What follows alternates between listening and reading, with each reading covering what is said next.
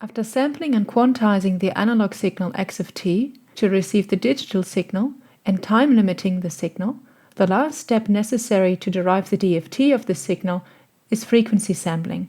For this we start with the sampled and windowed signal XSW of k and in the frequency domain XSW of omega.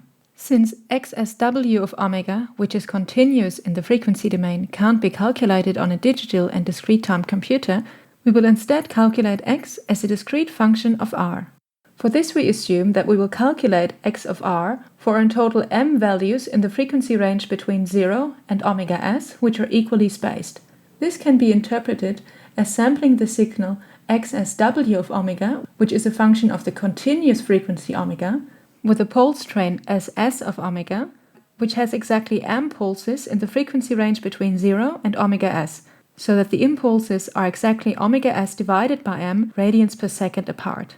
This corresponds to the convolution of the sampled and windowed signal XSW of k and the impulse train SS of k in the time domain. This results in a periodic repetition of the n samples of the time-limited signal with period m.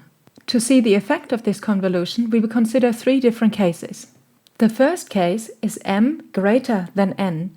The repetition of the n samples is m samples apart, and since m is greater than n, this implies that m minus n zeros are inserted between the periodic repetitions of the n samples. This case corresponds to taking a lot of samples in the frequency domain. What we can see here is that by doing this, no new information is added.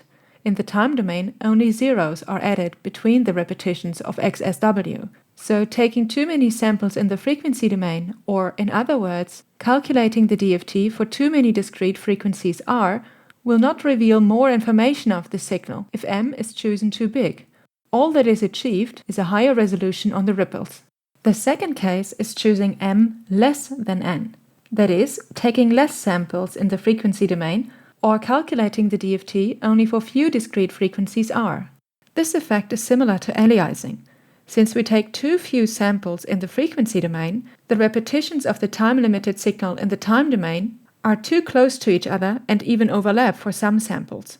This creates distortion in the time domain and means that if we calculate the DFT for too few samples in the frequency domain, what we actually get is the DFT of a distorted signal in the time domain where the samples of the time-limited signal would overlap.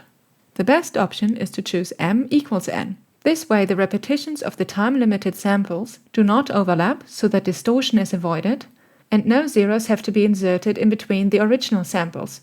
This implies that when calculating the DFT of a signal for which exactly n samples are available in the time domain, then the best choice is to calculate the DFT for exactly m values in the frequency range between 0 and omega s.